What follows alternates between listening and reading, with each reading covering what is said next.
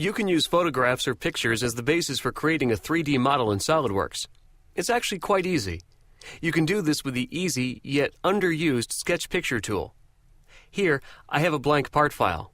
Now let's say I want to make a 3D model of the Solid Professor logo.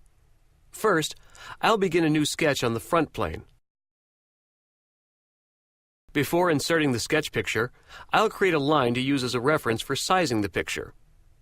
I'll use the line tool and sketch a line horizontally from the origin.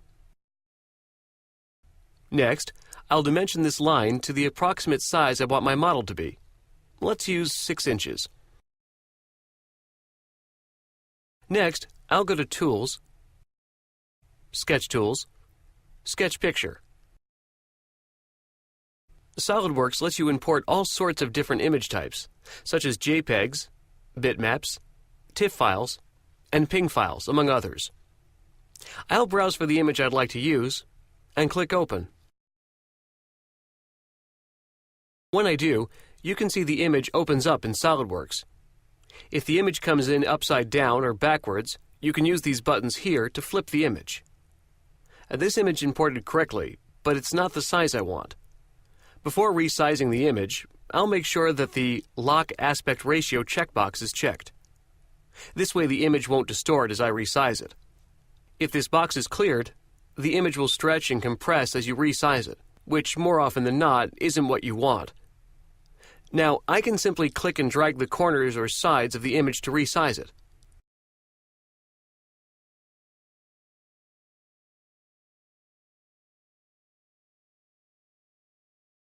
I can also move the image by clicking and dragging the middle of it.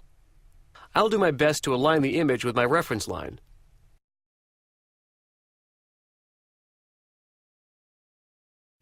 Now, this is pretty close, but it's not exact. If you want really precise control over the image size and positioning, I suggest using the Property Manager.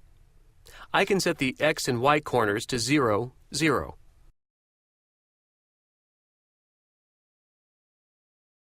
I can set a rotation angle if I want, but I'll leave this at 0 as well. The next two fields determine the width and height. I know I want the width to be 6 inches, so I can enter that value here. And since I have the Lock Aspect Ratio checkbox active, the height will update automatically. Finally, you can use the transparency options below to adjust the transparency of the image, but I'll leave this set to none. At this point, I can begin tracing the image using the sketch tools, and when I'm finished, I can exit the sketch.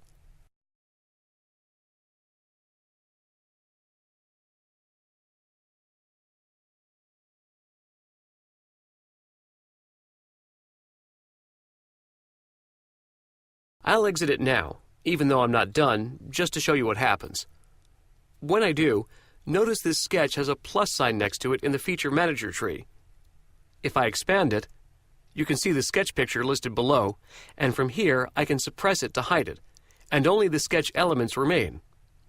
If I ever need to bring it back, I can just right-click it and select Unsuppress.